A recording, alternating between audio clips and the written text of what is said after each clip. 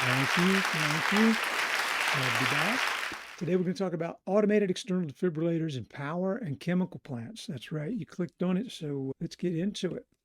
Right. So back in the early 90s, I started one of the first AED programs in a power utility. And the story kind of goes I was showing a local fire department our dry chemical truck at our LNG plant. And after that, they said, "Hey, you want to come down to the firehouse and see what we have?" So I went down there and basically got hooked in the EMS world. And for a few years, learned a lot about AEDs, developed the program for Baltimore Gas and Electric, which eventually led to a save, at least one save that I'm aware of. And this is not AED training. Just realize that. I'm not going to teach you how to use AEDs. You won't be certified to use them after this. So do make sure that before you go out and use an AED, follow your company's policies and get trained before using it. It'll make you more confident in what you're doing and make sure you won't hurt yourself or hurt anybody else.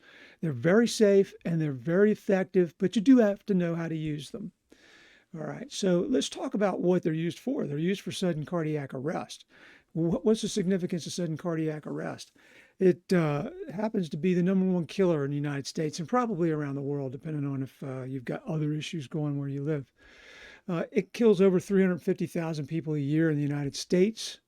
And 90% of the time when you have sudden cardiac arrest, it's fatal. The people who have the sudden cardiac arrest happen to them, a fourth of them have no previous history. So they never had any chest pains. They never got any notification from the doctor that their arteries were clogged or any problems. So a fourth of these people had no history. 60% of them die before ever reaching medical help. But the good news is that 80% of the survivors of sudden cardiac arrest can be back to work within a week or a few weeks. So it's very worth trying to save somebody. They're not going to be debilitated if we can save them. All right. So what are the values of AEDs in power plants and chemical plants? Because that's where we work, right, as risk engineers. So we work around high voltage. We work around heat stress and physical exertion. These are all the things that can cause sudden cardiac arrest. In fact, if you're on the fire brigade or the emergency response team, the leading cause of death for the firefighters is sudden cardiac arrest. And the reason is because they're wearing the turnout gear or the hazmat suit, and all of the body heat is trapped inside there. And that heart is a pump, and we'll learn about it later. It's really two-stage pumps, but we'll talk about that in a few minutes. That pump has to work even harder to move the heat from your body and get rid of it when you're insulating your body with turnout gear or the plastic suits that the hazmat guys wear. So the heart works really, really hard when you're on those emergency details. Now, when you go into sudden cardiac arrest, your chance of survival drops 10% for every minute of delay. So after 10 minutes, your chance of survival is very small. That's why it's very important that we have AEDs. AEDs bridge the gap of when the EMS folks can get there and start to treat you. Now, how effective are the different treatments for sudden cardiac arrest? Well, ineffective CPR, and that's what typically gets done because the people who do it haven't been trained but once per year or once every few years. So it's generally ineffective, and you have about a 1% chance of survival. If someone really knows what they're doing and they're practiced and they're an EMS person, maybe 4 or 5% chance of survival. But if the police departments and the fire engines have AEDs, the chance of survival in these communities goes up to 20 or 30%. Now, with in-house AED programs, having an AED in your facility, one program was with Kodak back in the early days when we started this, and they had a 75% survival rate. Clark County, Nevada, they were deploying AEDs very early in the trunks of police cars. They had almost an 80% survival rate. This is incredible. All right, so now let's get into how AEDs work. I think everybody has pretty much seen on TV what it looks like when there are AEDs that are regular defibrillators, the manual defibrillators, where the paramedic has to push the buttons. Automated external defibrillators don't work exactly that way. So what they do is they analyze the heart rhythm, and then they determine if a shock is needed. And then we'll talk about why shock the heart. Well, it's because the heart has natural pacemakers in it. And those pacemakers are what the heart uses. And what you see here is an unnatural pacemaker that gets added, just to illustrate the point. We have natural pacemakers in our heart. Our heart is two pumps, right? There's a left pump and a right pump. The right pump is what brings all the blood back from all the body parts. It's the return side. Remember, right return. The left side is the side that pushes all the blood out to the organs that need it, out to the brain, the lungs. It's what circulates the blood through the heart. So it keeps the heart pumping. So you've got one side that's pushing the blood out, and you've got the other side that's bringing it in. And then with each side, we have two stages. We have the atrium and the ventricles. And the atrium is the first stage that builds up the pressure, and then the ventricle is what really forces the blood through the body to do the rest of the perfusion into the body. About 5 liters to 7 liters per minute, beats about 2.5 billion times in its lifetime. That's a lot of beating. All right, so how does it work? Well, the heart muscle is really cool. It generates its own electrical signals. And depending on where it generates those signals, we're going to have a little bit different rhythm or a different pulse rate. And you see on the top there is the sinoatrial node. That's SA node. That's the typical normal node. When you hear people say that, oh, you have normal sinus rhythm, this is because the rhythm is being established up here at the SA node. If for some reason the SA node fails, the backup natural pacemaker site we have in our heart is the AV node. That's the atrium ventricle node, where we go from the first stage to the second stage. So again, we can lose some of this pacemaker, some of this muscle that causes our electrical signal to flow, and then that backup pacemaker will start. However, if the muscle dies in the heart, it starts to generate really disrupted electrical activity. And that can throw in some strange rhythms that even though it might be beating, it's not going to be moving blood. So what are heart rhythms? Let's talk about them. And I'm not going to bore you, and I'm not going to take you too deep. Normal sinus rhythms are what we would expect come from the sinoatrial node. Everything's normal. And the heart beats the way it's supposed to. Premature ventricular contractions, that's when stage 2 of the pump starts to squeeze before stage 1 is finished filling it. So when the atrium hasn't quite finished the filling of the ventricles, they beat before they are supposed to. And when they do, the atrium can't get the blood in them. They're both squeezing at the same time. So a PVC is not a good thing to have, especially if it's going over and over. Ventricular tachycardia. This is underlined and starred. VTach, think about the tachometer on the car. It's too fast, okay? Your ventricles are going too fast to move blood. They're basically running away from it. As an engineer, we might think of cavitation or something where the pump is going too fast to move the fluid that it needs to move. Ventricular fibrillation. This is what 85% of all the arrests are. This is another one that's underlined and asterisk. Why?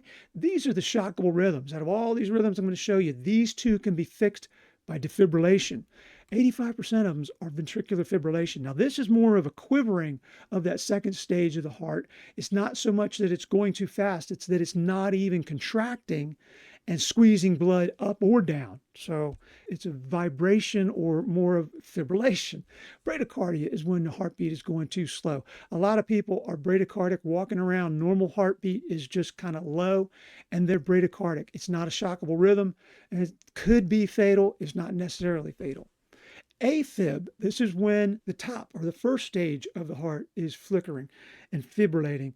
The problem with this a lot of times is that if you don't flush that blood out of the first stage of the pump to the second stage, it circulates and it starts to form clots. Then when those little clots do go through the system, you can get clots in your heart arteries or clots in your lungs or clots in your brain. All these things are not good. They're heart attacks, embolisms, and strokes. We don't want any of that, so we don't want AFib because that's what leads to all this other stuff. It's not a shockable rhythm. It can be something that the doctors put the outside pacemaker on. Asystole is flatline. That's when you have no rhythm and there's no beat. And believe it or not, that's not shockable. So all these days we've been watching television and they show the flat line and then they shock them and they come back. That doesn't happen. When they're in asystole, they need to have some drugs that might get a rhythm going again, and then they can be shocked, but shock and asystole doesn't return normal rhythm. Now, what's wrong with CPR? Okay, it's not bad, but it won't restore a normal heartbeat. And it only moves 30% of the blood with 17% oxygen. Now, we breathe 21% oxygen in the air, but when we exhale or when we do CPR the old way, where you have a breathing into the body, you were putting 17% O2 and you're only moving 30% of it. So it's really not as good as that heart beating. At best, it's going to sustain VFib a little bit longer so that they can be shocked. So do it anyway, even though it's not going to restore the normal heartbeat. It does give the EMS people or the team with the defibrillator a better chance of restoring that rhythm. Okay, so what is defibrillation? It's a process where an electronic device helps us reestablish normal contraction rhythms in the heart that's not functioning properly. It does it by delivering a shock to the heart. All righty. When did it begin? Well, back in 1775, they started experimenting with hens. Believe it or not, they found out that they could shock hens' hearts. And in 1947, they successfully defibrillated a human being. In 1956, they successfully did it from outside of the chest cage on a human being. And in 1966, they successfully defibrillated a patient outside of the hospital. And then in 1982, they started clinical trials for automated external defibrillators for the public.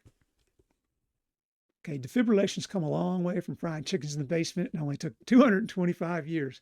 Tim Hillier, AMT, paramedic. Now, let's get into how they work.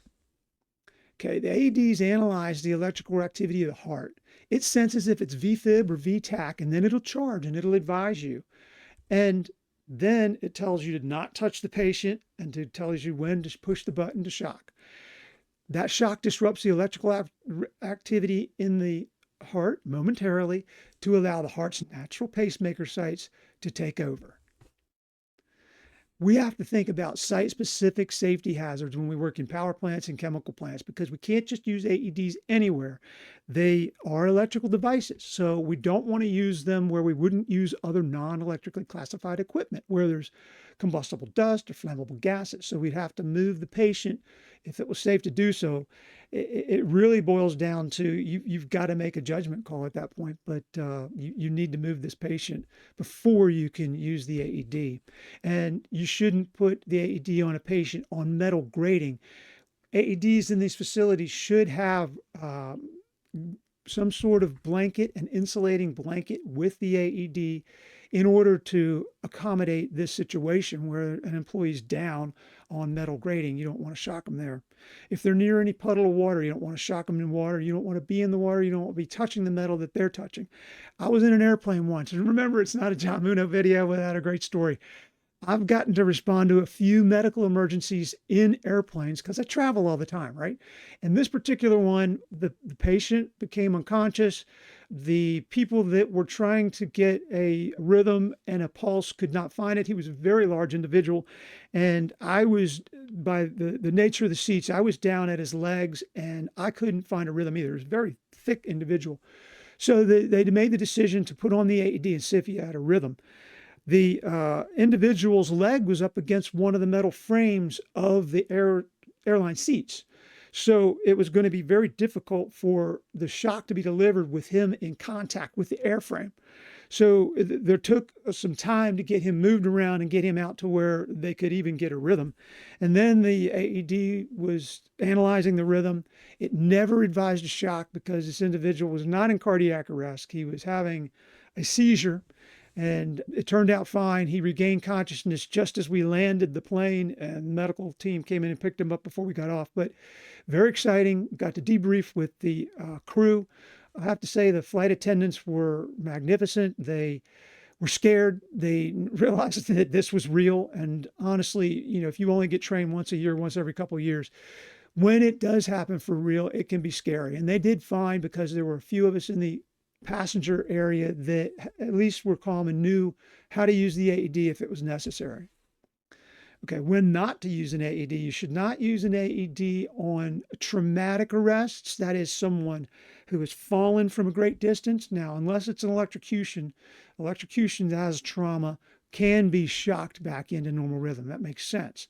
And don't use it on patients under 90 pounds or under 8 years old if that defibrillator is not made for that purpose. And in industry, in your power and chemical plants, you're not going to have specially made AEDs for children.